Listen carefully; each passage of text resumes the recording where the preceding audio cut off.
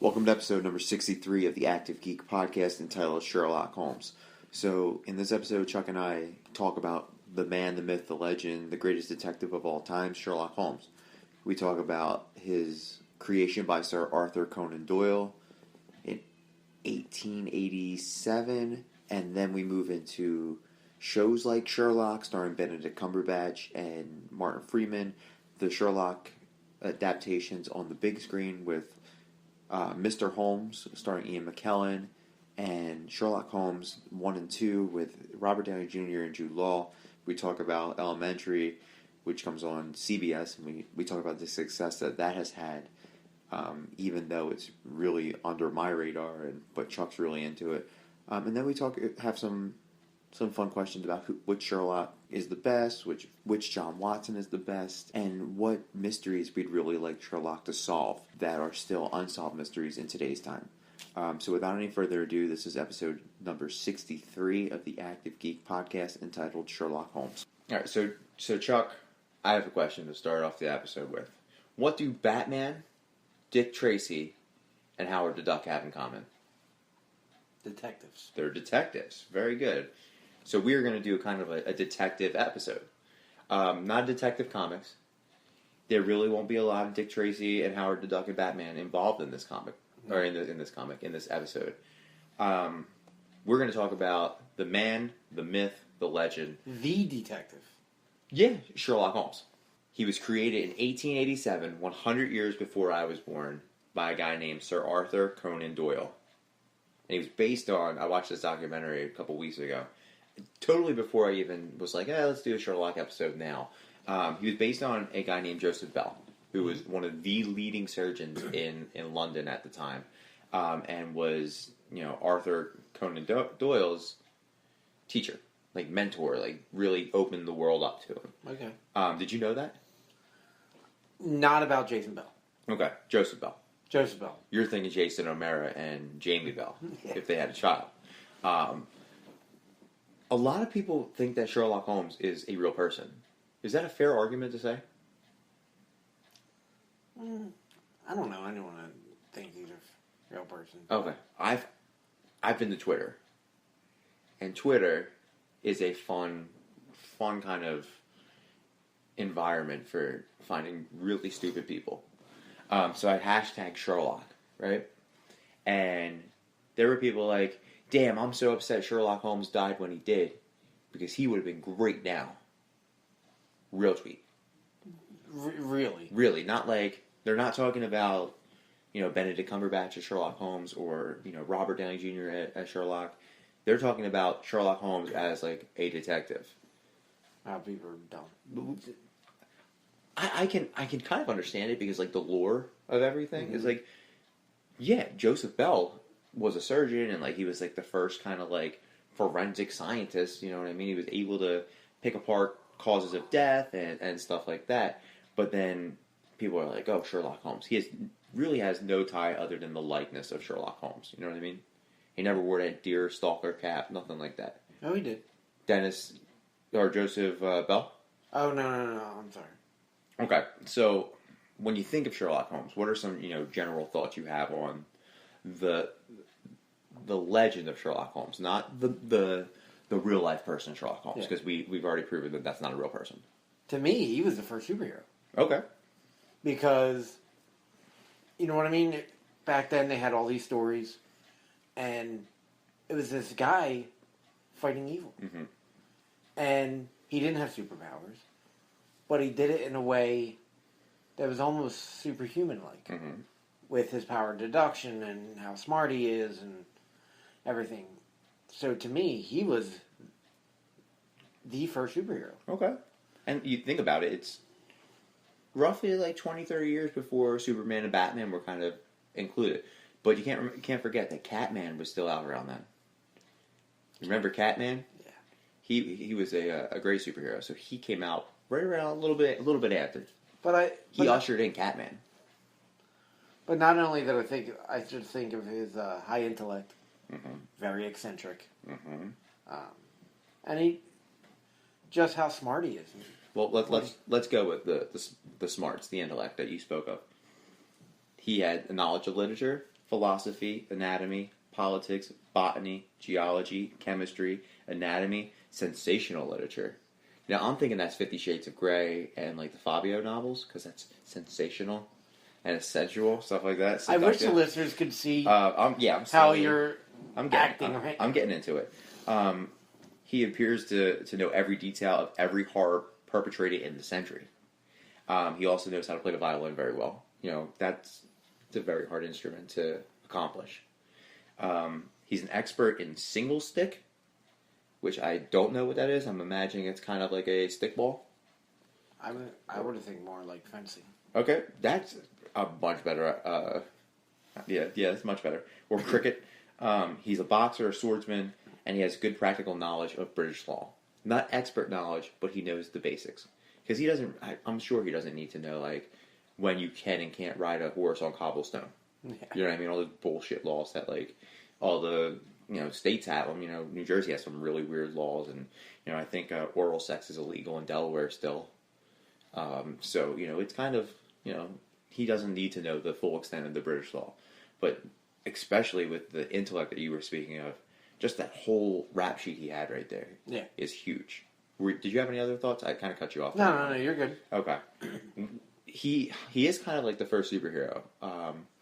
I would think you would get a little tension created between the Bible thumpers who would say Jesus is the first superhero. If you think about it, both fictional characters that appear in very fictional books, that they do kind of crazy things. So I can see both of them being superheroes. We're gonna focus on Sherlock. Our Jesus episode will come a little bit later.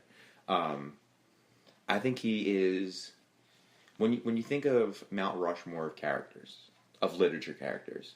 Oh, he's up there. Sherlock Holmes is in my mind is kind of front and center. Oh yeah. He is eccentric, but he's the one that made smart being cool. Mm-hmm. If usually like, and this is the Geek podcast, and we're talking about being a geek.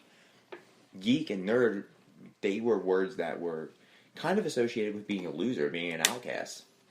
Oh yeah, totally. Back then, it was very kind of like a derogatory. Oh yeah, and some people still use it, like kind of people who don't understand that geek is kind of mainstream now, and it's kind of huge in pop culture. They don't understand that the word geek is more of a compliment. Oh, like you're a geek, and like you can be, and we've talked about it. You could be a geek on anything, fitness, and forensic science, cooking, everything. I think that Sherlock Holmes made being smart cool because he wasn't like your proto nerd where he was always immersed in books. He had these like really thick glasses like I'm wearing right now, and he wasn't like awkward around people. You know what I mean? Yes, he was awkward, but not to the point that like nobody wanted. Like he had a fan club. Sherlock Holmes was the first rock star. He had a shit ton of groupies. You know what I mean? People would follow him and they would know if there was a murder in London or Scotland, if he had to go out, that Sherlock Holmes was going to be there. Yeah. You know what I mean? And John Watson would be there. So, first superhero, first rock star in my mind, because, you had a chance to, there were all those loot players back in the day. I'm sure they got a lot of tail. The loot. I'm sure they got a ton of tail, but, Sherlock Holmes was the first rock star to me. And honestly, one of the pinnacles of literature at this point. Oh yeah, totally. And he's a staple in the United Kingdom, in England. You know what I mean? I've never been there, but I'm sure that Sherlock Holmes is. I mean, it's kind of like Rocky over here. You know what I mean? But to me also too, like, he only wrote 4 novels himself. Yeah. And 56 short stories. Are we talking Sherlock, Arthur the Conan person? Doyle? No, Arthur Conan O'Brien Doyle. Yeah. Arthur Conan Doyle only wrote that little himself, but then it kind of expanded. Oh, yeah. People taking on and everything. Dude, there's fan fiction of Sherlock Holmes and Watson getting it on. Like, you can find fan fiction of anything, let's be honest. But Sherlock, like you said, it's kind of spiderwebbed. Because you have in the nucleus of Sherlock Holmes is Sir Arthur Conan Doyle. Yeah. But then you have the people that created BBC Sherlock. You have the people that created Robert Downey Jr. Sherlock. You have the very first Sherlock movies, and you have the Great Mouse Detective. You have all these people that kind of use Sherlock's likeness, and Elementary for that matter. You have all these people in Sherlock's likeness, and they wanted to expand it on it, which is great. It's kind of like comic books. You know what I mean? Sherlock should have had his own comic series. I'm surprised. He might have. He might have somewhere. I would love to see. All right, so just for shits and giggles, Marvel, DC, where would you see Sherlock crossing over? DC. With Batman? Mm-hmm. Yeah. I would love to see him in a Howard the Duck comic, though. That would be pretty dope. Sherlock also had a slogan. He had his catchphrase. Elementary, my dear Watson. Did you know that was fabricated? He never said those words. Really? Never said those words. He said, he said those words in sentences, but not in that form. He never said elementary, comma, my dear Watson. The closest he ever got to it was just saying elementary. And that's like... Yeah. And usually, the hat that he wore was never associated with a deer stalker cap. It was never called that. The person who really wore a deer stalker cap was Watson. And Sherlock just wore, a driver's cap or a cap that was kind of similar to it. See, I always think of trench coat. Oh yeah, well, deer stalker. That's how it's been perceived because it's a better look. Yeah. You don't want just this guy with frizzy hair or like a disheveled hair walking out there. You know what I mean? You want him to look good. I picture Benedict Cumberbatch. He has the epic duster on, and he's got the plaid hat that he hated. And I think that was more of a play on the fact that he hated wearing that hat. You know what I mean? And that's my thought. We've talked about John Watson, right? Just about the hat, and you knew that he was kind of the right-hand man to Sherlock. But when you look at John Watson, he's as big to the story as Sherlock is. Oh yeah. So what are your thoughts on John Hamish Watson? Well, as I said, is Holmes' first superhero. Watson's first sidekick. Yeah. And he didn't need panties to run. He didn't have to wear panties running around the city. No, he did not. Take that, Robin. He just wore them. Tweet in the streets. All right. He also most of the Conan Doyle stories were narrated by John Watson. Yeah, kind of like in BBC Sherlock, where he has the blog. Yep. So, yeah, a little homage. But, yeah, I mean, to me also, too, he's the one that grounds him. Mm-hmm. You know what I mean? Because you need that balance. And I think he's a perfect person for that. Yeah. Give him that balance. And not only that, too, like, he's a doctor. Oh, yeah, because if we think about it, Sherlock was manic as shit. Mm-hmm. And he was had very OCD tendencies. Like, he would get in his whole brain and he would look at, this has to be right, this has to be right. No, it was all, like, theoretical and, all this. His way of thinking was different than the way that you and I think. You know what I mean? John is the grounding point for him. It's kind of like when Holmes is being crazy and doing his own thing, and like he's observing the crime scene, he's in his brain doing all this deductive reasoning. John is there. All right, this is what I think happened. I'm picking up what a human aspect would be. Mm-hmm. Sherlock is just going based on the brain's aspect, what his thinking is. Where if Sherlock Holmes were a body, like the whole story of Sherlock Holmes were a body, Sherlock himself would be the brain. Yep. John would be the heart. Oh, totally. Because you have to. That's a good little reference there, buddy. Thanks. Logically, things happen for a reason, and you can't look at every issue or instance as there's a logical reason for this, because people are emotional beings. You gotta add the human factor. Absolutely. If you find somebody cheating, what are you going to do? You might kill them. Mm-hmm. But if the police come in and they don't know why this person's dead, and they don't know that you found this person cheating with this person, they don't know where you're going from it. Oh, but if Sherlock comes in, he'll be like, he must have been bullied in high school, and he cut him off in the streets and then said something about his mother, blah blah blah. But John's like, no, Sherlock, look where we're at. You know what I mean? now we're in a time of social media. John would be the one that would connect the conspiracies. Like, oh, you know, they were friends on Facebook, blah blah blah. Look at this picture, their hair was falling out, and everything else. So John is just as big as a piece of the story, if not, you know, I can't say if not bigger, but he's a huge part of the Sherlock Holmes totally. Of story. So we talked about fan fiction and how there's a lot of like strange eroticism from John and Sherlock's point of view, and we kind of saw that as a joke in BBC Sherlock, who's going to get a lot of references in here. Mm-hmm. What did you think about the relationship between the two? Like, was it were they partners in the sense that, I'm not asking if they were gay lovers. That's not where I'm going. Were they partners in the sense of, we do a job, we have a job, we get our job done, and then we go our separate ways? Or were they partners and then they could go have a drink afterwards? Or were they partners in the sense of that they were pretty much brothers? I think the more brothers aspect. Because there was a lot of playful banter back and forth. And they balanced each other very well. Yeah. And I think it's not like, you don't go to work, go home. Yeah. Like, they live together. Yeah. That's how they met. Watson came home from the war, was wounded, looking for a flatmate, found Sherlock. Yep. Do you remember the house name? 221A Baker Street? Yep. Do you know it's not a real house? Yeah. It kind of ruins everything for me. Because I want to travel. And you know me, we did our bucket list. And I want to go to places in geek culture that, they've made it seem like it exists, right? That street, before it was kind of renovated and built onto, would only go up to 86. And then they finally did this 221 Baker Street. Continue, I'm sorry, that was completely pointless. No, it's...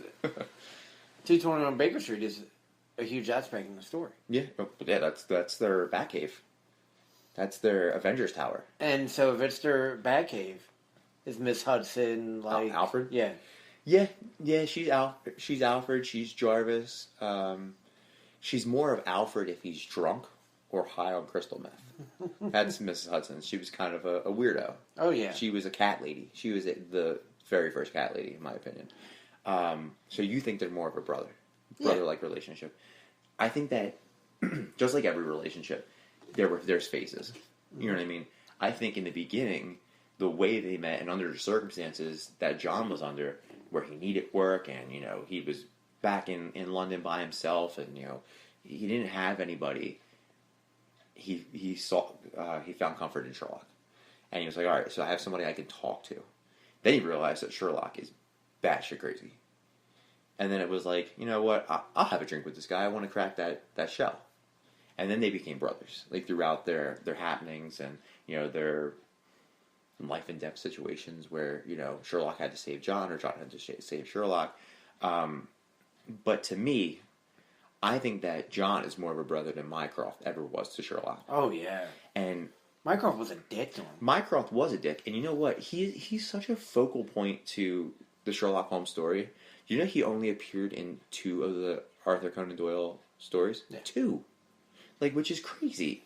You have more, in the series, you see more of Mycroft. You know what I mean? And I think that was done by, again, BBC Sherlock. The guy who played Mycroft was was one of the creators of that series. So, of course he's going to feature himself. And I thought he did great in that. But I think John was much more of a brother to Sherlock than Mycroft or his third brother. Oh, yeah. You know what I mean? Do you think that John Watson, the worth of John Watson, is weakened by Sherlock's genius? Do you think he just doesn't get, Sherlock's on Mount Rushmore. Yeah. As the man. But John's on Mount Rushmore for the backups. You know what I mean? John's on the bench. Should John be a starter too? Do you think his worth is weakened? I don't know. It's tough because Sherlock is the man. Mm-hmm. You know what I mean? When you think of Sherlock Holmes, not many people think of Watson. Yeah. So I think he is weakened a little bit. Yeah.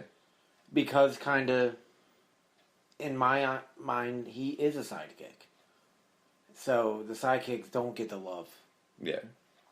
that they should. So I think it's definitely weakened because think about how many, and this is just hypothetically speaking because it really never would have happened because they were together.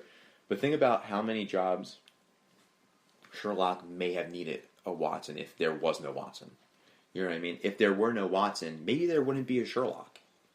Maybe Sherlock would be trapped in an opium den doing who knows what. You know what I mean? Because he couldn't solve this murder that was done through emotions and not logic. You know what I mean? So I think that they're yin and yang. You know what I mean? Without Sherlock, there is no Watson, obviously, and without any Watson, I think that Sherlock's worth is weakened too. And without Watson, Sherlock's not the face of the company, the face of the brand. I totally agree, but I think historically he doesn't get the love that he should. Oh well, absolutely, because John Watson will always be in the background. You know what I mean? It's like having a company, and you bring in a number one celebrity to be the face of that company. And every time you see that brand, you think of that celebrity, or vice versa. You see the celebrity, you think of the brand. John Watson is the guy in the background that's really making that brand work. Yeah. You know what I mean? You can just slap a pretty sticker on something, but you have to have the meat and potatoes to get everything going. And I think John is the meat and the potatoes. Sherlock is just that sexy sticker. Not to, and people might misinterpret what I'm saying, but Sherlock is a genius. Absolutely, 100%, one of the smartest characters ever created in the world. Right? Mm-hmm. Oh, yeah. He would have been successful without John Watson, but I don't think he'd be rock star successful without John Watson. You know what I mean? No, I agree. He might have lived a happy life. I said the opiate den, but he could have been either way. He could have lived a happy life on 221 Baker Street, and Mrs. Hudson could be dusting his skulls and all that fun stuff, or he could be doing heroin in a den somewhere. I think that he is cheapened by Sherlock's genius, but Sherlock is intensified by John Watson's genius as well. His worth goes up, his stock goes up. Historically speaking, what cases do you think Sherlock should have investigated? I think we're going to have the same one. Is it JTR? Jack the Ripper? Yeah, we're just JCR. JT. Oh, Jack the Ripper. That's JCR. Yeah, Jesus Christ ripping. Yeah, Jack the Ripper, totally. Yeah, of course. Because, one, never solved. Yeah. Two, especially back then, that was a huge thing. Dude, I'm on the 5th episode of a podcast that is talking about Jack the Ripper. And this is That's all they talk about? No, it's a podcast that it's the last podcast on the left. I saw him live in Philly. Okay. They talk about serial killers, the occult, conspiracy theories, stuff like that. Their last 5 episodes have been Jack the Ripper. Wait, 5 episodes? Five, and they could go further because there's 3 episodes about the history, or 2 episodes about the history, 1 about the murders, and then 2 episodes about the lore. No, not the lore. The suspects. Oh wow! Because there were so many different people that were there was, royalty involved and authors and painters and dignitaries. There were a lot of people that were thought to be Jack the Ripper. And this dude's just out there gutting and disemboweling hookers. Tons of hookers. Yeah. He was the hooker killer. But continue on why you think Sherlock would be the creme de la creme to investigate this. I think you would have found him. Yeah? Oh, without a doubt. Well, obviously Jack the Ripper's dead now. I hope so. And Sherlock's not real, but that is exactly one of the ones that I picked as well because, it'd be cool to put this puppy to bed. Yeah. You know what I mean? We'll never know who Jack the Ripper was. Oh, no. The only way if someone found a journal. But dude, there were so many letters sent. There was so much correspondence between people saying that they were Jack the Ripper. I'm telling you, I've listened to 3 hours of who it could have been. You know what I mean? And they still don't know who it could have been. And there were people that would write to each other and say, write to the news and say, I'm going to cut off that hooker's ear and I'm going to send it to you. And the news would publish it, and it's just like every other thing. The news would publish it, and if the news publishes it, you're going to get fanatics. You know what I mean? Yeah. What is the ultimate thrill to most people? To dominate something. Yeah. You know what I mean? So what's the ultimate thing you can dominate? Another person. And how do you dominate them? You take their life. So if they're going to say, you know, I'm going to cut this bitch's ear off, that newspaper company is going to get 1,000 ears cut off. And there's going to be hookers dead in the street. Because by that time, pretty much 3/4 of everybody was a hooker. That's the oldest profession in the world. Yeah, it's the greatest profession in the world. What? I've hooked multiple times, Chuck. Let's be honest. You don't get Comic-Con meet and greets from just being nice. You gotta SMD. But if you know, just having so many people fantasize about being Jack the Ripper, and then you get copycat Jack the Rippers. You know, Sherlock would have his hands full with this one. Oh yeah. I have 2 other ones. There's an old story that I want to know, and I think Sherlock could really help me. So there's a dog in a window, and the question is, how much is that dog in the window?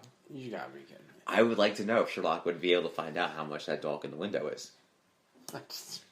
I would really want him to do that. I didn't think you would go there.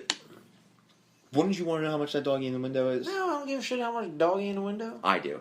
Another one that I would think Sherlock could help me with is Who Framed Roger Rabbit. We all know who framed Roger Rabbit. Do we really know who framed him?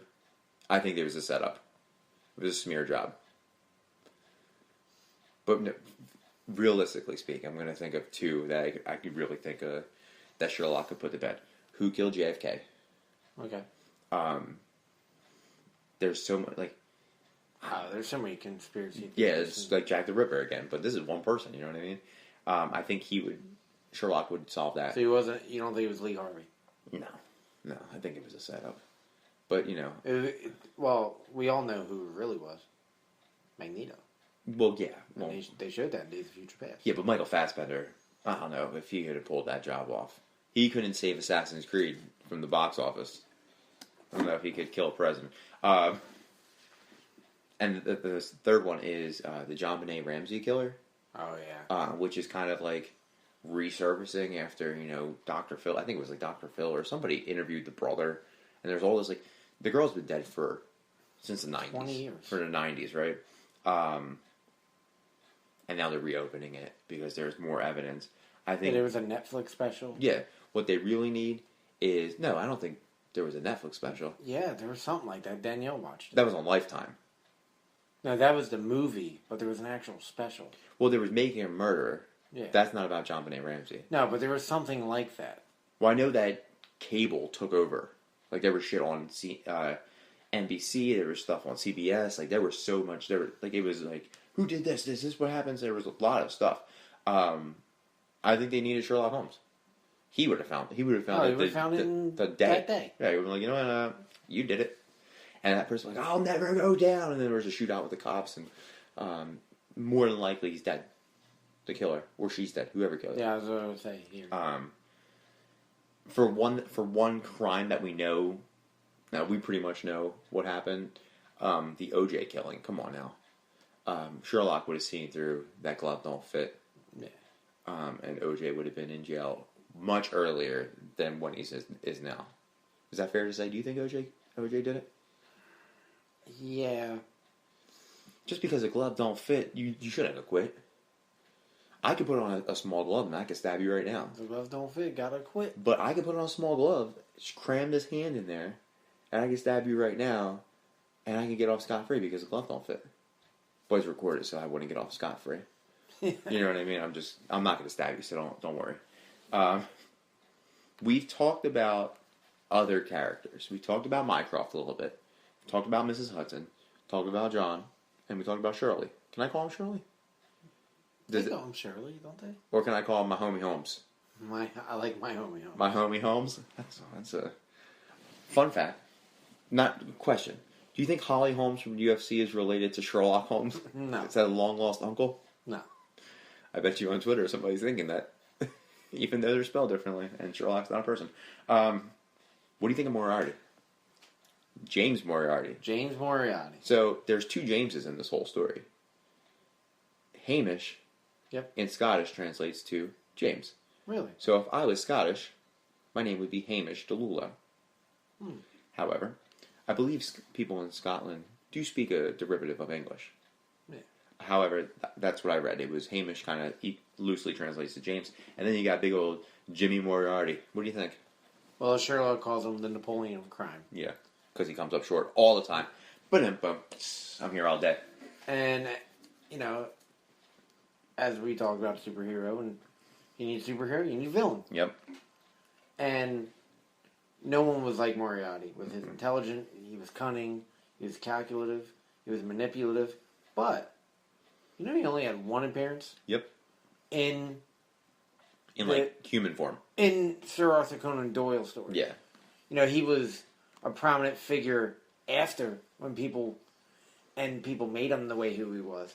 Yeah, I think Sir Arthur, if I may call him, because I knew him. Sir Artie. I think Artie, really he didn't get tired of Sherlock Holmes, but I think he kind of didn't want to beat a dead horse. Yeah. So he's like, you know what, this is where I'm going to finish it. And if he would have, kept the rights to Sherlock, like if rights existed back then, I guess, and said, you know what, this is it. No one else can touch Sherlock. Then Sherlock wouldn't be popular as he is now. You know what I mean? So he knew that there was more for Sherlock, but he didn't want. I feel like he didn't want to get tired of it, and he probably died before he could go any further with Sherlock Holmes. Before you continue about Moriarty, the thought of leaving him open for interpretation is something that, you know who Bill Watterson is? No. I think his name's Bill. I hope his name's Bill. He's the creator of Calvin and Hobbes. Okay. So Calvin and Hobbes is one of the biggest comic strips in the world. Like, it's peanuts big. It's up there, right? Do you know that he did not want any license? Like, he did not give out license to that. That's why you don't see Hobbes dolls and Calvin toys and stuff like that. You know what I mean? Imagine how big that would have been if he could license that. You know what I mean? You see the little boy pissing on like the Ford logo. Yeah, but that's all just that's all copyright infringement. So if Sir Arthur if Artie did this, took like Bill Watterson's approach, we wouldn't have the Sherlock. We wouldn't have BBC Sherlock. We wouldn't have Elementary. We wouldn't have R.D. Chase. You know what I mean? So I'm glad that he didn't exhaust himself in Sherlock Holmes and say, "This is it. I don't want anybody touching this." He gave up a little bit of control for other people to take their spin on it. So Moriarty. So he was in one appearance. Yep. And that was the final problem. Mm-hmm. But he had a direct role in the Valley of Fear. Mm-hmm. But it was written after the final problem. In the final problem, is that where Europe debuted their music video to the Final Countdown? Yeah. Okay. Yeah, that's it. Okay. Well, I'm glad it tied into that. That's a great song. But yeah, to me, he is big villain, and I think it's mostly because of the iterations that were done after. Mm-hmm. Oh yeah, he is the greatest criminal mastermind in literature. You know what I mean? From somebody who was a one-shot essentially. Yeah. You know what I mean? A background player, and you do like Sherlock Holmes' big thing is he solves mysteries. You know what I mean? So it's like Scooby-Doo where there's multiple villains at the end, and then there's always like the head honcho of the villains. Mm-hmm. You know what I mean? But with Sherlock, you had Moriarty, but he was solving this, that, and all these other various crimes that were taking place. I think that I agree. The character Moriarty has taken off since Robert Downey Jr.'s Sherlock came out. You know what I mean? Well, not only that, but I mean, in other stories that not written by Conan Doyle. Yeah, but how many people do you know that read them? Did you read them? If it weren't for entertainment versions, no. Well, would you know Moriarty besides Wikipedia?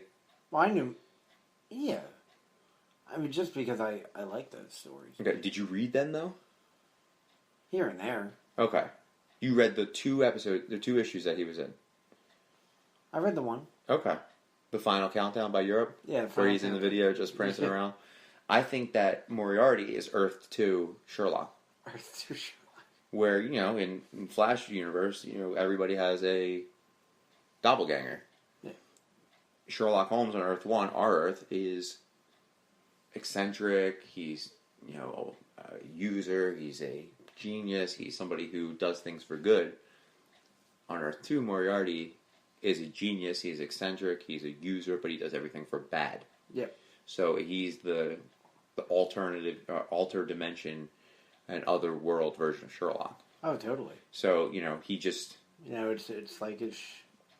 You think of any character who has a nemesis, an arch nemesis. Yeah. And it's James Moriarty. Oh, 100%. Yeah, because he's the bane of Sherlock's existence. If James Moriarty weren't there, Sherlock would just be some PI. Yeah. Going out there and seeing if Susie down the street is cheating on Johnny. Not solving Jack the Ripper. No. Not coming and finding out how much that dog in the window is. It's ridiculous. I want to know. Still want to know. So let's move on. Let's move right into something that we really enjoy, and that's movies, TV, and stuff like that. Let's talk about Robert Downey Jr. and Jude Law. Right? What did you think of the two Sherlock movies that they did? I loved them. I thought they were very well done. I liked that it was a period piece. Mm-hmm. And I liked the style that it was done. I was really worried at first with Guy Ritchie. Yeah. Because of his movies Snatch, Lock, Stock, and Two Smoking Barrels, Rock and Rolla. I'm still kind of leery about Guy Ritchie. Like, he'll put out a good movie, and then, like, his next movie, you're like, oh, this could be really good, or it could be really bad.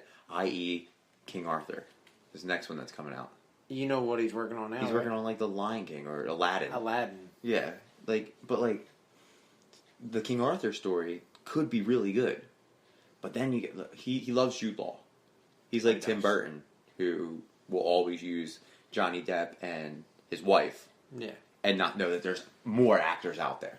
There's so many others. But, Guy likes Jude, and that's fine.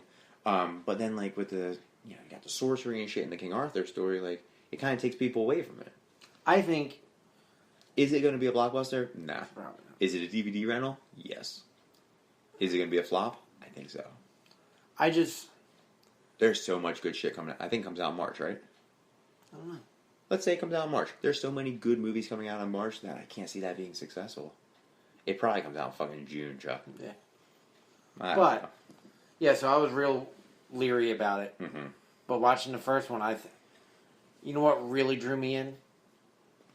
The very first scene with Sherlock. When he's bare knuckle brawling. Mm-hmm. That was a really good scene. And as soon as that scene came on, I was hooked. Where he's thinking of... And he's thinking, movie. okay, if I hit him here, he'll go down this way. And that's really good work on Guy Ritchie's part of recognizing that Sherlock Holmes was an expert in boxing. You know what I mean? We talked about his rap shit, his stat line, and he was an expert boxer. Well, not only that, it shows his way of thinking. Yeah, his genius. His power of deduction. Mm-hmm. Okay, if I do this, this will happen. And if that happens, I can do this. And once I do this, that can happen. And it was running through his mind. And it's when I seen that, I said, this is what I want. Yeah. This is what I want to see. This is the Sherlock that I want to see portrayed on screen because it shows his genius. Yeah, I agree. And once I seen that, I wasn't leery anymore. Well, it was well done. They were two great movies. There was a lot of, I guess, slack back then, and it's kind of come up in the forefront that they Americanized Sherlock. But Robert Downey Jr. is one of the only American actors to play Sherlock Holmes. But I think he did great. Mm-hmm. If I'm not mistaken, he didn't force a European accent or a British accent, right? Oh, yeah. Was it bad? No. Okay. I don't even remember. It must have been just flowing. You know what grabbed me? Rachel McAdams. Mm-hmm. That's what grabbed me into it. It's why I'll see any one of her movies. I thought they were well done too. I thought Jude Law was really good. It kind of brought Jude Law back into the forefront. People started to recognize him again. It was another, defining moment for Robert Downey Jr. after his rough spell in jail and with drugs and everything. It wasn't his first role back, was it? No. Was it his first big role, or was that? No, his first big role was Iron Man. Okay. But then after Iron Man, they gave him attention. Hey, And then he got this, and then it was like, all right, he's back. Yeah, it all goes back to Marvel and how they can bring people back from the dead. They are the Lazarus Pit of Hollywood. Marvel. What are your thoughts on the castings of Robert Downey Jr. and Jude Law and Rachel McAdams and stuff like that? Do you think that they hit the nail on the head, or? Oh, I love them because, when at first Robert Downey Jr. was cast, pre-Iron Man, I would have been like, Robert Downey Jr., what the fuck? Right. What's the last thing he was in? Shaggy Dog? Probably. You know what I mean? But the last thing he was in jail. Yeah, true. The jailhouse production of The Wizard of Oz. He played the Tin Man. Okay. It's on Netflix. You'll love it. But, but then, after seeing Iron Man, I was like, all right, I'll give it a chance. And then, he was fantastic. And I always liked Jude Law, too. Yeah, and at the time, they were both going through, scandals, right? Isn't that when Jude Law got in trouble with Sienna Miller, when he was cheating on Sienna Miller with the nanny? Probably. Yeah, so, these are guys that, one, they weren't big names. Mm-mm. You know what I mean? So, God, could you imagine if it was, I don't know, Gary Oldman and someone else?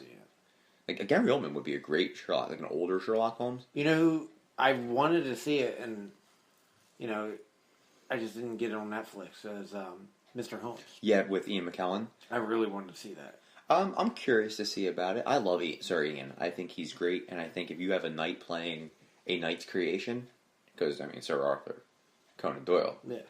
And then Sir Ian, I think that, God, I think my parents saw that in theaters, and they said it was amazing. Yeah, I always wanted to see it, and I just... I guess we should have done our research and watched it. But, that's why there's no questions about it. Yeah. We knew it existed. Yeah. Yeah. What are your thoughts on the storylines of the Sherlock Holmes movies? The first one I really liked. Because brought Mark Strong. Yeah. I love Mark Strong. Dude, he's such a good villain. Very underrated as an actor as well. Totally. Killed it in Green Lantern. I don't care what anybody thinks. I thought he was great as Sinestro. He was the shining star. Yeah. Oh, yeah. In that fucking. And I really liked him in The Kingsman. Yeah. And I loved him in the Jaguar commercials. Thought he was great in those. But, he played Lord Blackwell. Mm-hmm. And what I love about the Sherlock Holmes movie, and they pretty much nailed it on the head with the first storyline, is they made stuff, especially back then, something happened that they can't explain. Mm-hmm. They thought witchcraft or supernatural or anything. Yep. And so they're thinking, this guy's a supernatural being. And Sherlock goes, nah, I'm going to figure it out. Yep. And that's what I love about the stories. And he loved a challenge. Sherlock Holmes loved any type of challenge. And I really, that's why I really love the stories, because especially set in the time era that it was. Mm-hmm. Because you didn't have the internet, you didn't have all this. When something that couldn't been explained, the first thing they go to is supernatural witchcraft. Absolutely. He's possessed by a demon. You know what I mean? He needs to be exorcised. So get him on the treadmill. So how they portrayed Lord Blackwell in that first one, and Sherlock debunking the whole thing, that's classic Sherlock. Yeah, absolutely. You know what I mean? So the first storyline was fantastic. I agree. And then when they went into the James Moriarty storyline with Jared Hess, who was fantastic. Yeah. Oh, that was one of the best Moriarty performances. And they teased Moriarty at the end of the first Sherlock with the figure in the carriage. And for the longest time, it was speculation it was going to be Brad Pitt. Yeah. And you know what? Brad Pitt's okay. I'm not a big fan. He's okay. His World War Z movie his sequel got scrapped. Nah, it's not a surprise. For a Jennifer Lawrence movie. Which is also not a surprise. But Jared Hess, he has that kind of maniacal, manipulative voice. Oh, yeah. And how he could talk you off a bridge. He's like a David Tennant Purple Man. Yeah. Oh man, Purple Man. Take me back. So you were a fan of the storylines? Oh yeah, I thought they were done very well. They were great movies. I think kind of underrated movies. Oh, totally. They need to be seen. I'm gonna probably rewatch them I have them both. I have my Fire Stick now, so I can watch whatever I want, which is beautiful. But I'm going to rewatch these movies because I've always loved Sherlock Holmes. I always loved mysteries. When I was a kid, one of the first books I read were like the Hardy Boys. Mm-hmm. Wasn't a big Nancy Drew fan, understandably so, but the Hardy Boys were. That was my bread and butter, man. I would love reading their mysteries. Always liked Johnny Quest storylines. I love Johnny Quest. Where they were, they were solving mysteries. Scooby-Doo was one of my biggest TV shows when I was a kid as well. And then, Howard the Duck and Batman, all these detectives. And without Sherlock, I don't think they... Well, I can't just say Sherlock is the reason why Batman's popular, but having Sherlock in... that drew me to Sherlock. So when they put out these movies, I saw them both in theaters. I think I did. Yeah, well, come on, man. Rachel McAdams. That's why I saw them. Let's be honest. It wasn't Robert Downey Jr. It wasn't Jared Hess. I thought Jared Hess was the creator of the Hess truck. So it was Rachel McAdams, who was beautiful in those movies. Loved her. Thought it was great. I was glad to see Moriarty in the second one. Storylines were good. Again, I'm telling you, I'm thinking they're really underrated. Yeah. Do you think they should make another movie or leave it as is? Now I know that there were plans, and it's there, but there's been no motion by Guy Ritchie.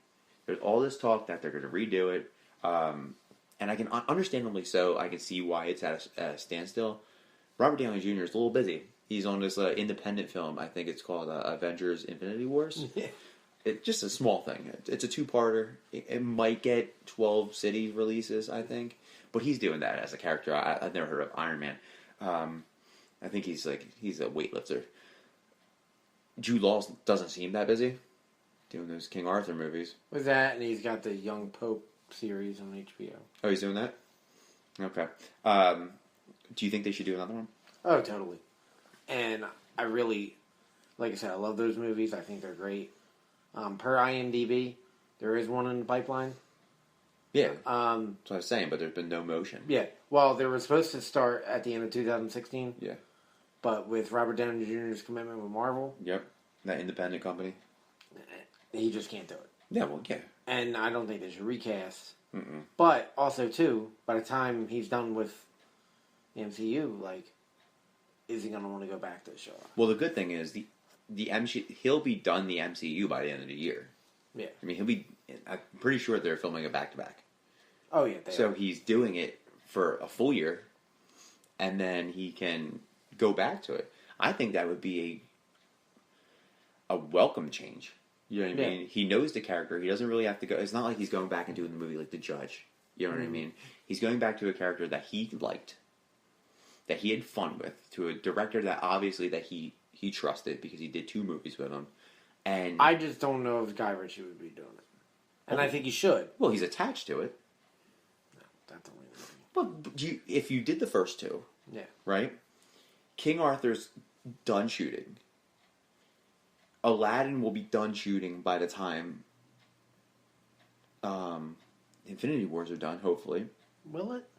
Probably. They haven't even started production yet. When's it come out? 18? I don't know. They haven't even... There's nothing. All they were talking about that it's going to be a diverse cast. Well, I would hope so. Yeah. It's a Middle Eastern tale. God, could you imagine it's like Matthew Broderick and Sarah Jessica Parker as Aladdin and Jasmine? I would fucking kill that movie. I don't know why they were... They're like 50-year-old actors. And they're married, which is the greatest part. They were the first 2 people I thought of. God, I hate Sarah Jessica Parker. I don't really like Matthew Broderick either. But, one, I think he should be attached to it. Oh, no. And it doesn't seem like... I don't know nothing about shooting a movie. But I don't think shooting a Sherlock movie would be that hard. If you've already done it twice. Or maybe he can just consult on it and say, this is what I want. Yeah. Produce and write it. Josh Trank, you go out and do it. Oh, fuck. It takes place in Mars. So if they do another movie, does it pick up right after Game of Shadows? That was the second one? Sherlock Holmes, Game of Shadows? Yeah. Alright, does it pick up right after that? Or would you like to see a kind of like flash forward? This is where we've been for 5 years and... I think so. Now, do you include that cliffhanger of Brad Pitt, or do you do something different? Well, no, the cliffhanger of Brad Pitt was Moriarty. Well, we have Moriarty. Okay, but do you include Brad Pitt? No. Fuck him. Charlie Hunnam? Fuck him. I think Charlie Hunnam's going to be Guy Ritchie's next guy. Charlie Hunnam as Aladdin. Just calling it. Just calling it. I think they should do it, but when their minds aren't racing, you know what I mean? Where you're not shooting an Iron Man movie, when you're not shooting an Aladdin movie, where you can focus solely on Sherlock. Mm-hmm. Plus, with all what we're going to move into next, Benedict Cumberbatch's Sherlock is kind of in limbo. We don't know if he's going to come back based on all of his commitments. So, a few years from now, Sherlock, people are going to be craving it. Mm-hmm. So, it would be the right time to strike. You've watched the Benedict Cumberbatch and Martin Freeman Sherlock, yes. Right? Yep. What'd you think of it? Well, at first, I had no desire. Right. BBC. I was like, yeah, BBC, I don't care. Well, PBS. For us, it was PBS. Yeah. I'm like, you know what? I have no desire to see it. I don't want to see it. I'm done. Mm-hmm. And then last year, I had nothing to watch. Yep. And I was like, yeah. Because I was in the lull of, winter break. And I'm like, yeah. I'll give it a shot. And I liked it. Yeah. Yeah, I was definitely... And I liked it pretty instantly. Like, after the first episode. I was like, all right, I can get into this. Yeah, and, dude, those episodes are long, too. Like an hour and 30 minutes. Well, the season's only like 3 or 4 episodes. The longest was a 4-episode block. But they're hour and a half. Yeah, so that's 12 episodes on a half-hour sitcom. You know what I mean? I was definitely late to the party. Oh, yeah, I was last year. Yeah, I was probably 2014 maybe. Started in 12, I believe. Because I'm not a big... Listen, I'm getting into it, but I'm not a big Brit TV show watcher. Mm-hmm. My parents are. They love, Downton Abbey. They love Keeping Up with Appearances and Call the Midwife, stuff like that. So they were like, hey, Jim, you should really watch Sherlock on PBS. So I gave it a try. I like Sherlock, and again, I was hooked. That's where I kind of, my fondness for Benedict started. You know what I mean? That was my first exposure to him. You know what I mean? And then he became Schmog, and then, Imitation Game, and now he's Stephen Strange for us. And, Martin Strange, I was about to call him, Jesus Christ. Martin Freeman, Bilbo. And he's the senator in the MCU as well.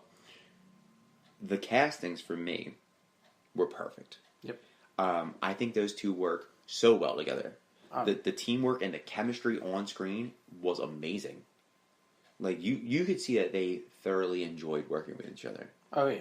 And I'd like to think that I read a rumor that said that Martin Freeman lobbied for Benedict Cumberbatch to come on to The Hobbit. Now, I can see that. I could totally be wrong, but I'm pretty sure I read that when I was researching The Hobbit a long time ago. Because they are friends. So what do you think about the casting? Did you like it? I liked it. I mean, I didn't really know too much about them besides... Like, I know Cumberbatch was Smaug and stuff, but he didn't really appear on screen. Yeah, and these roles were after Sherlock started, and I believe. The first thing I've ever seen him in was Tinker Tailor Soldier Spy. Yeah. And good movie. It was, and I seen it in theaters, and I was like, oh, this guy, I don't know who this guy is, and then I looked him up, I was like, oh, Sherlock. Mm-hmm. And then Martin Freeman, I only knew him from The Hobbit. Yeah. So, not knowing too much, and I watched it, and I was like, oh, okay. Yeah, these were unknowns to you. Yeah. And they were unknowns to me, too. Because, again, Tinker Tailor Soldier Spy came out in, I think, 2013, 2014, around then. Sherlock was happening. Can't remember when The Hobbit came out. Maybe around the same time. They moved those pretty quickly. Oh, they were a year. Yeah, a year apart, right? They were kind of like Star Wars now. And I didn't, me, I didn't see Hobbit until later in the game because my dad saw it, he said it was boring, or my mom and dad saw it and they saw it was boring. And I usually like their movie choices as opposed to what my grandma watches, the Medea movies. Mm-hmm. I can't get into those at all. But they were like, yeah, don't go see it. What my mom said. My dad was like, yeah, you should go see it. And I saw it later. I saw it with, you lent it to me, and I... yeah, I got you. I fell hey, you really need to see it. I fell asleep through the first one.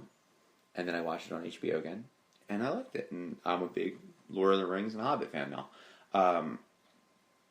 The castings were, for me and for the American audience, they were unknowns.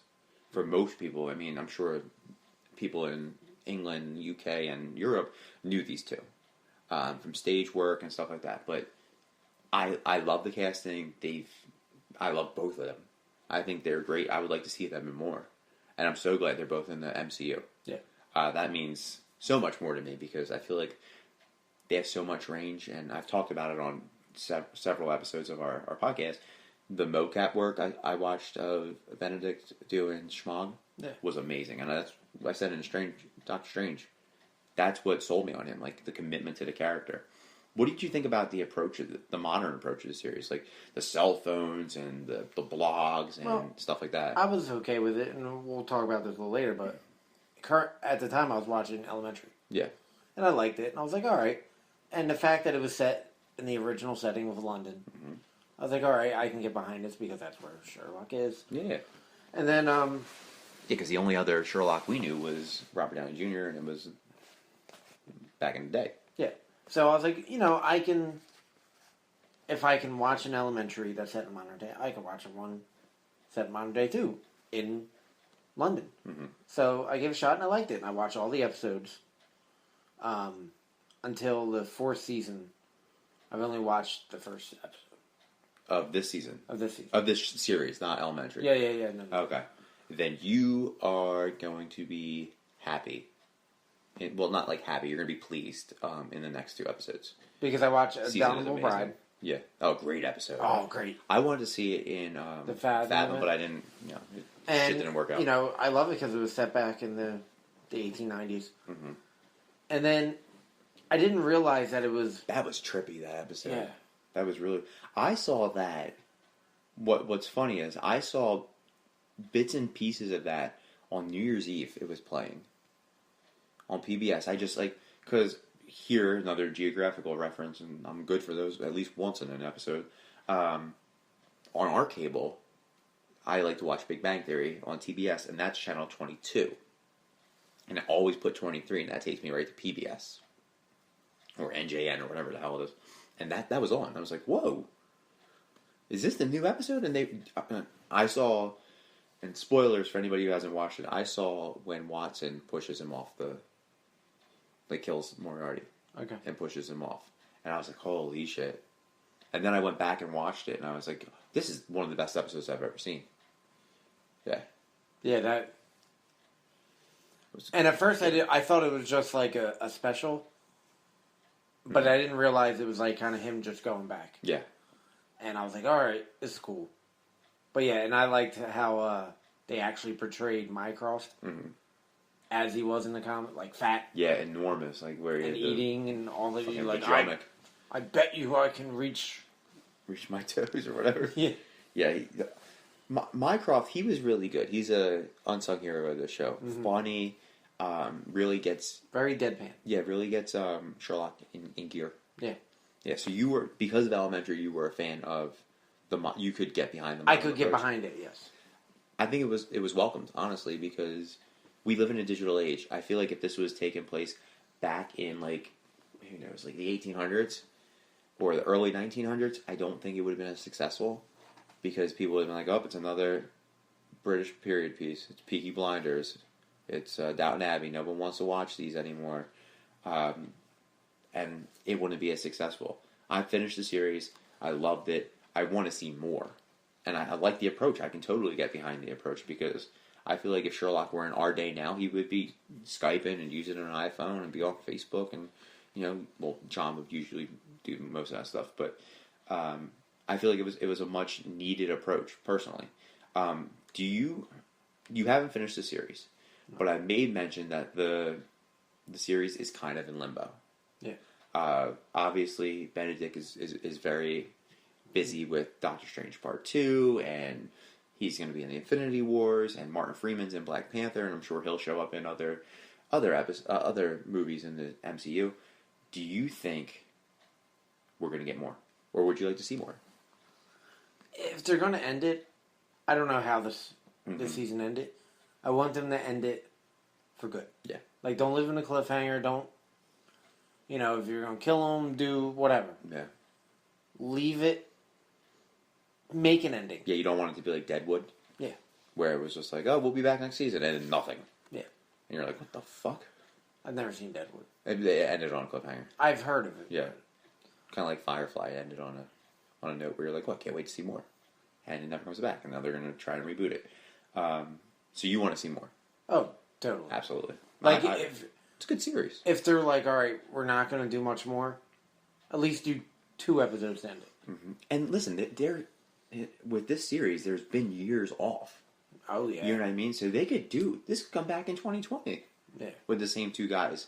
And people would still watch it. I would still watch it. Be like, oh my god, I can't wait. I probably have to go back and binge watch this current season so I could, reacclimate myself with it.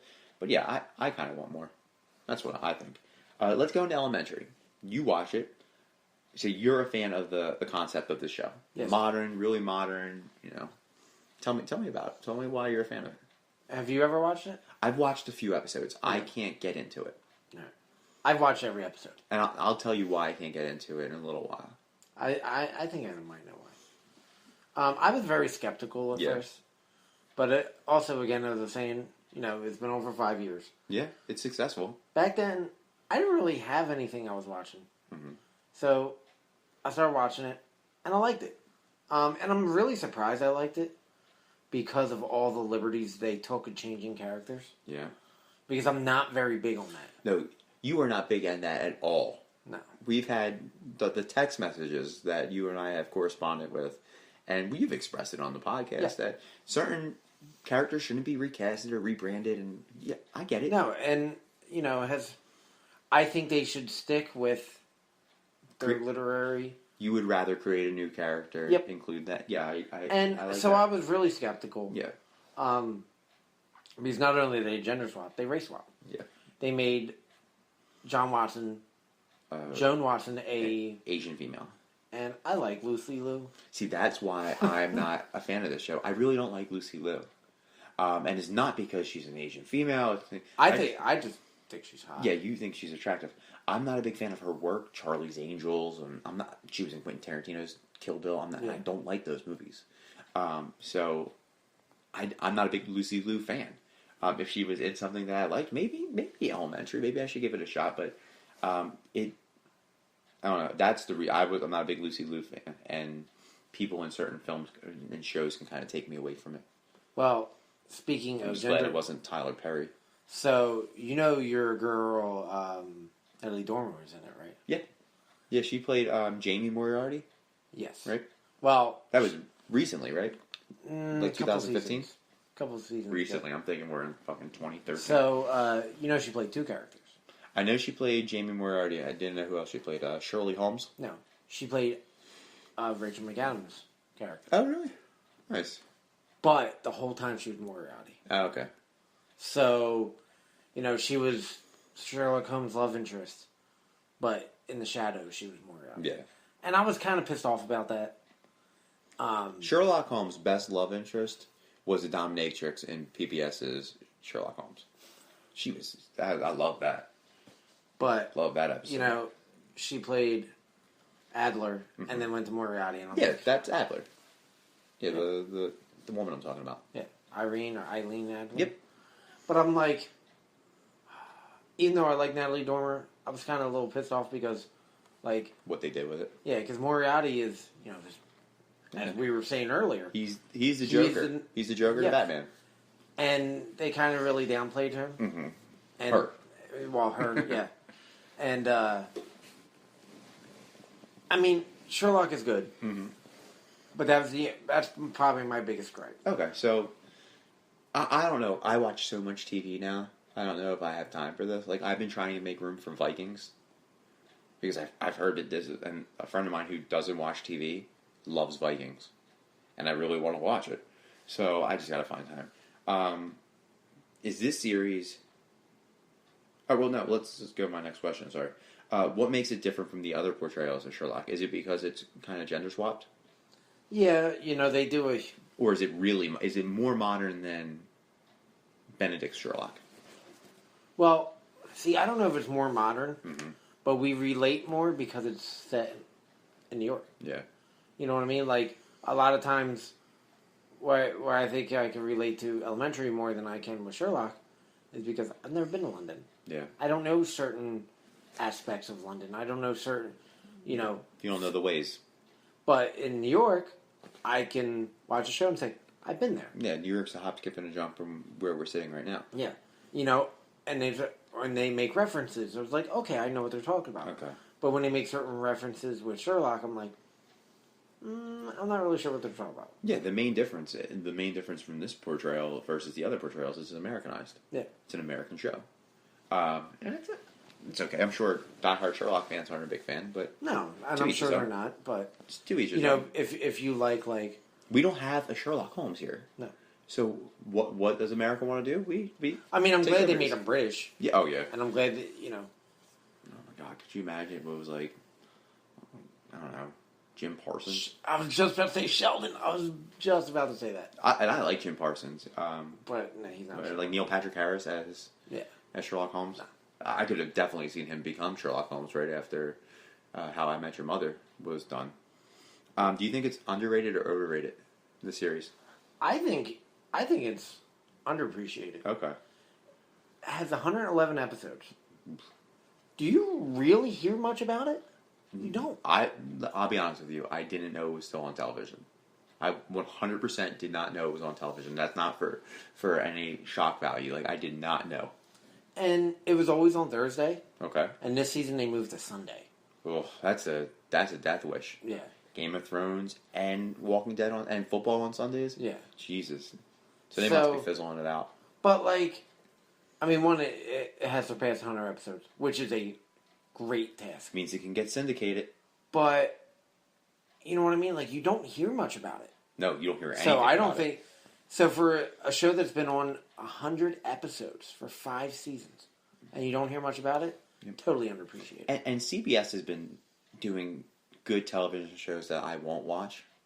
You know what I mean? Mm-hmm. Like, it shows that I don't think are going to make it. Scorpion, Hawaii Five-0, Blue Bloods, stuff like that. The only one I watch on CBS is Big Bang Theory, and then Supergirl when it was on there. And they gave up on Supergirl because that wasn't, let's be honest, that wasn't right for them. Yeah. And neither is Star Trek Discovery. So I'm really hoping that goes somewhere else other than their digital platform that they're trying to create. I'm going to agree with you. It's underappreciated.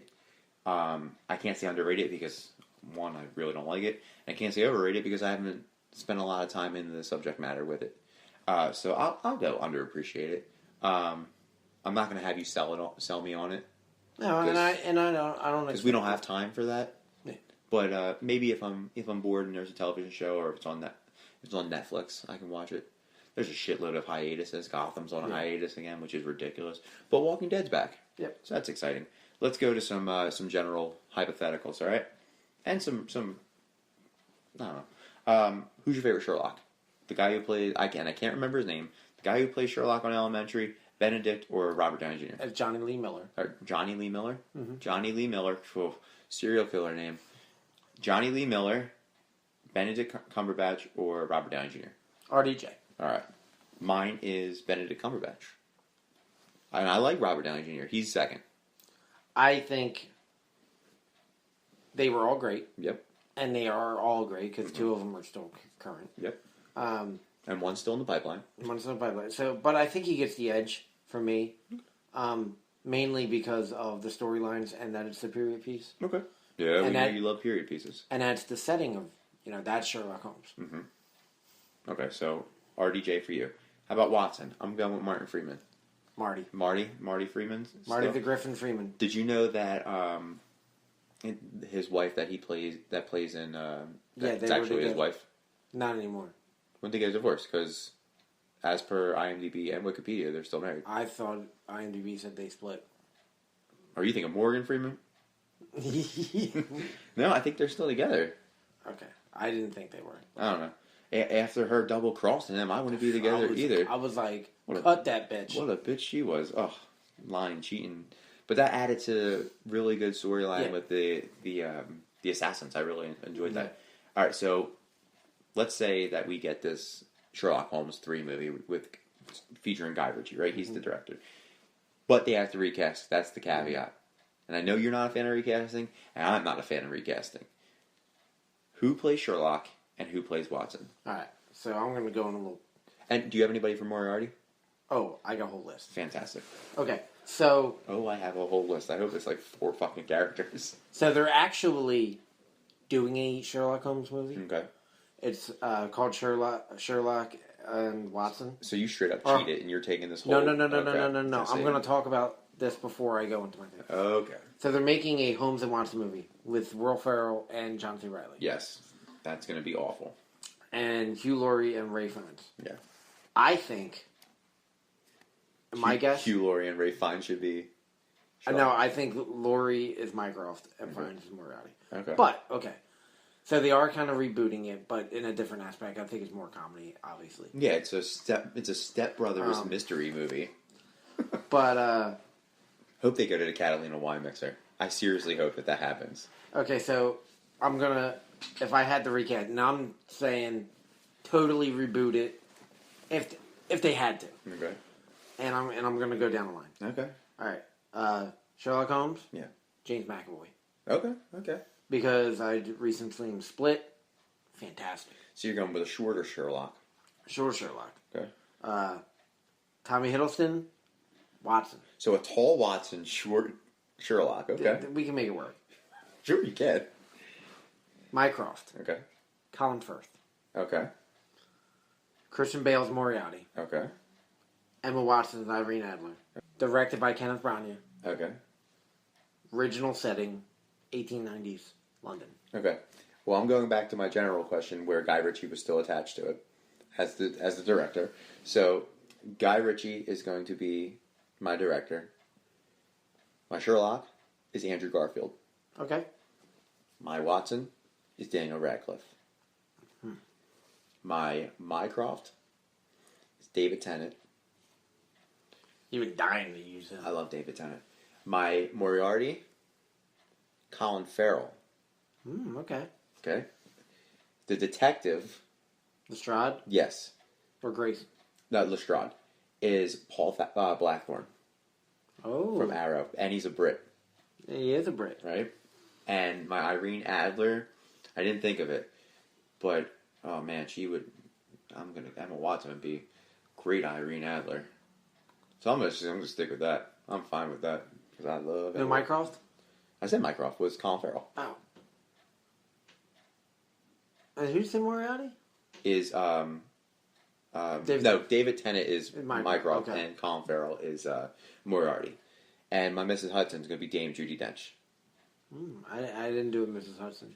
Yeah, Cat Lady. Could have been Melissa McCarthy. Oh, kill myself if that was a... But yeah, I think the Andrew Garfield... I obviously went a little bit... Well, not a little bit younger. He's older than both... He's older than me, I think. Andrew Garfield. He's like 34. Oh, in my age. Whatever. I went with a taller Sherlock. Yeah. To counterbalance your short Sherlock, and a shorter Watson. And I think Daniel Radcliffe would be a great Watson. I was going to go Tommy for Sherlock, but I was certain that you were going to go for him. I can't believe you went with him for Watson. I see him as a doctor. Yeah, but I can also see him as, like, he's eccentric, too. Think of Loki. Yeah, true. And I'm not shitting on your choices. I like it. I was glad you didn't go James McAvoy and Daniel Radcliffe, because we already saw how that did with Victor Frankenstein. All right, my last question. Who's the best detective? Sherlock or Batman? I'm going to get shit for this. It's Batman. Sherlock. I agree. Because he didn't need tech. Batman's all tech. He's all tech. All tech. And Sherlock uses power deduction and doesn't need all this high tech and shit. He uses his brain. Yeah, that's his...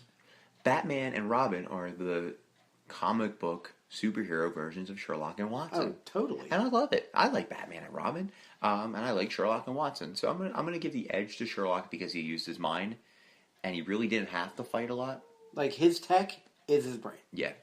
So, but not saying that Batman's dumb. He's a very close runner-up. Not saying that Batman's dumb. I just don't think he's as smart as Sherlock. Well, it's different kind of brains, you know. Yeah.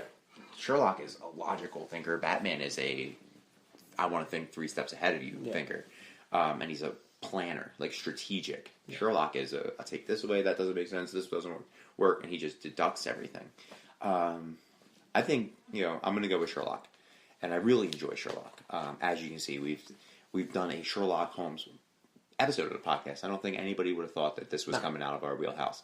And I think kind of stretches our creative thinking as well. And I'm glad we did it because of... Well, we both love Sherlock Holmes. We do. There's obviously a passion in it. But not only that, it's a different departure. Yeah. But also, it's not at the same time. Yeah. Because he was this literary character who was like a superhero. Mm-hmm. So I think it was a very good topic and very off the cuff for us. Thank you. I will take credit. I will take 100% credit of that. And just so I can add him into our episode, I would think Constantine is a supernatural Sherlock. Just saying. Let's open the Geek Gallery. I have a lot I want to talk about. Real quick. I told you that I've already watched Frontier. Yes. It's getting a season 2, and Jason Momoa was in Netflix's offices trying to get a season 3. I'm pumped for it. After watching Frontier, I watched another Netflix series called The OA. Yeah, I've seen that. About near-death experiences. It was amazing. I have conspiracy theories about the next season. It was really, really good. I enjoyed it. Kind of slow-moving at some points, but it's a good storyline.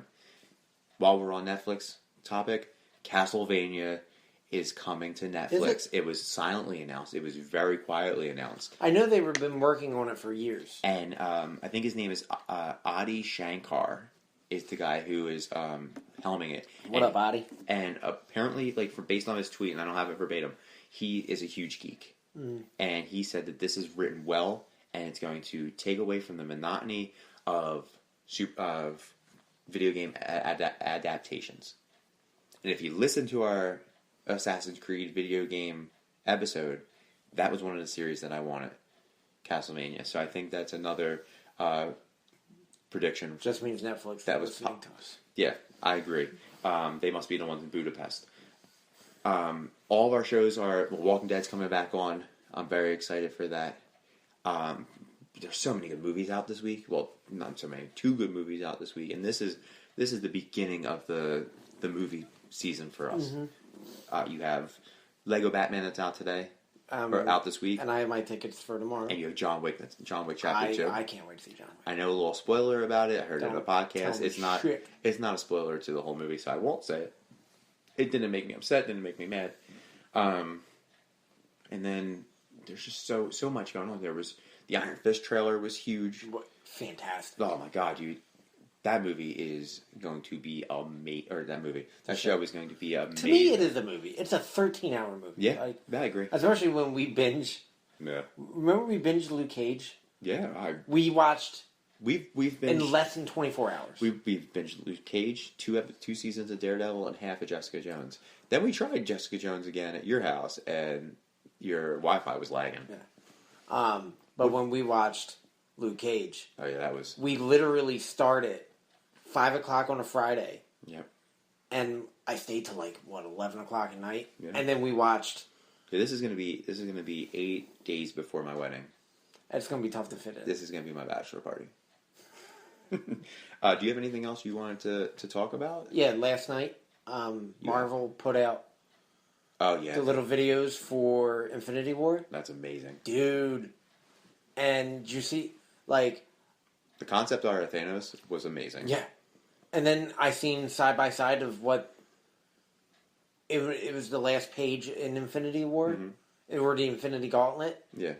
Looked just like it. Did you see on the wall they had, when Kevin Feige was talking, it was superhero fucking trading cards?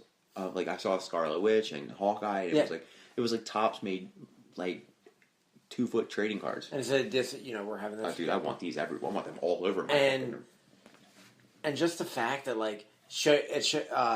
I don't know if you watched the video. I did. I watched it at 5 minutes before you texted me, and I was asleep. I read your text this morning. So, they showed Robert Downey Jr., Chris Pratt, and Tom Holland. Mm-hmm. Iron Man, Star-Lord, and fucking Spider-Man. And that really confirmed that Spider-Man was in it, because he hadn't been confirmed yet. He was talking about how he would be in it. And then they made a big deal like, oh, the Guardians are going to meet the Avengers. Dude, we've been talking about that for a year now. Yeah. We knew it was coming. But, like... Listen to us, Marvel. But, like, looking at it... Oh, yeah. Iron Man, Spider-Man, Star-Lord. Mm-hmm. Holy shit. I got a text message, I got an email that said Chris Evans, Chris Pratt, and Chris Hemsworth were all filming in Atlanta. Yeah. Dude, Captain America, Thor, and Star-Lord, too. Yeah. Like, that's amazing. So, and then the Russo brothers, man, they gave the keys to the kingdom. They did. They were opening it up. And they were sitting there talking, and the one thing he said, it was like, this is going to be a movie experience like nothing else. Oh, yeah, this is definitely going to break records. And I'm so glad they split it up into 2 parts.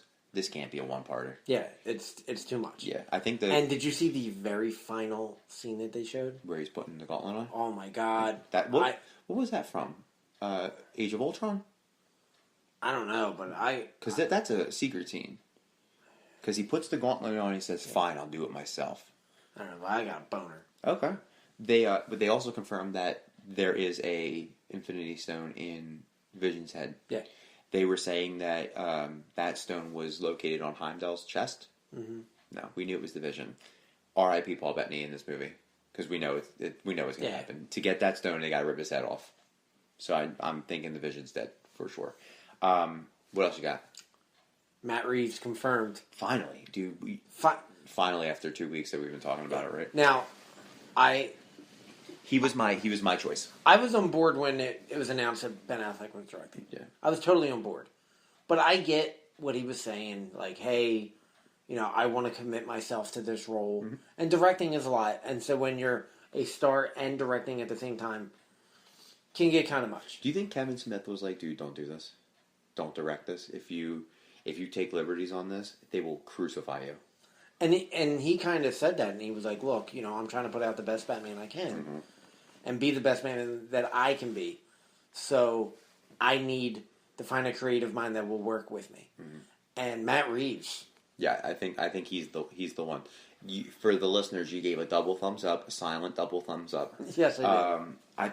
He took the Planet of the Apes franchise that was very kind of cheesy back in the day. Oh, and then that fucking Mark Wahlberg one was terrible. I know you liked it, but that was terrible. And then he took it and made it grounded, dark. He made it a Batman movie starring apes. You know what I mean? This Batman movie, and I've been corresponding with a buddy of mine about DC's shortcomings, and this might fix it. You know what I mean? I was really leery when Ben stopped doing it, and then they had to rewrite the script. They rewrote pretty much every script now. Okay. Wonder Woman's in the 3rd rewrites. Or like 3rd screen tests. Oh, screen test. I'm like, the movie's done. Yeah, but the first 2 screen tests didn't last. They didn't do well. Wow. So they had to reshoot things. And I was pumped for that movie. The only movie I'm pumped for now from them is Aquaman.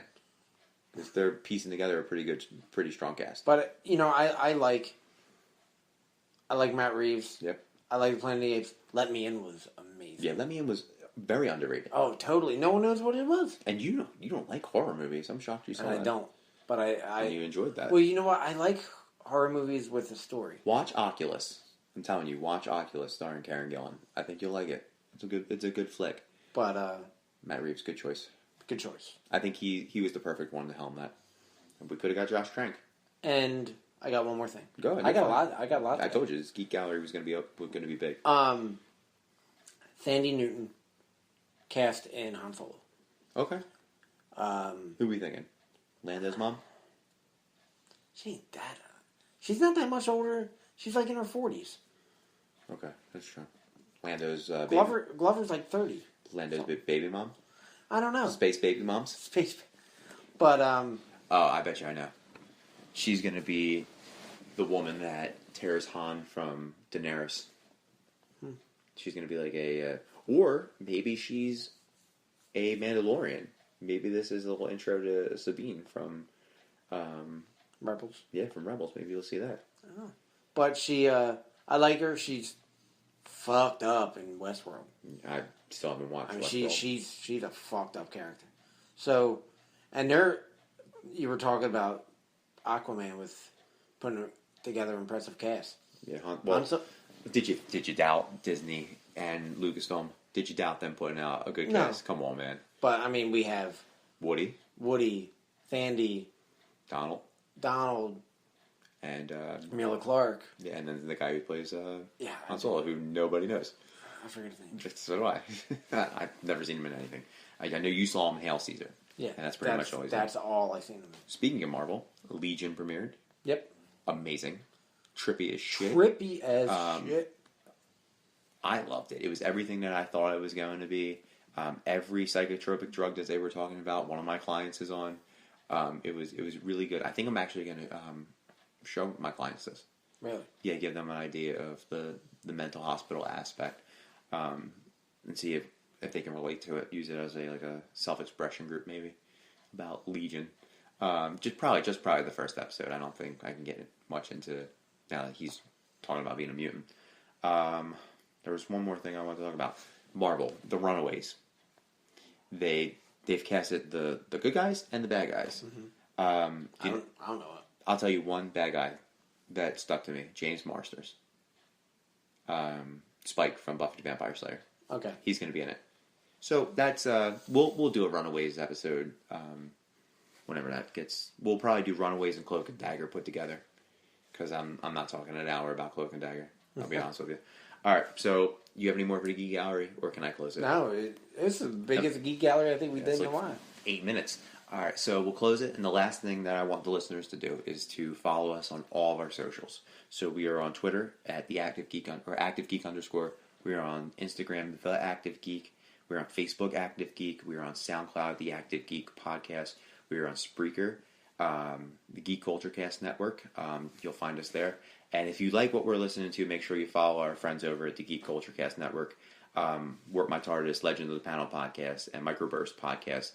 Show them some love too, because they are definitely doing big things over there. And then just like, review, rate, comment, poke, prod, do everything you can. We want to reach more people. I say it every episode. Yep. We got more stuff coming out next week. We got a couple, no guests. We will have some guests on a special March episode. Yes. The first time we're gonna have guests, and then we're gonna get some more regular guests. I think. I've thrown some lines out there, and I'm getting some nibbles. So. Thank you for listening, and if you're having a problem, use deductive reasoning and find your John Watson. See you.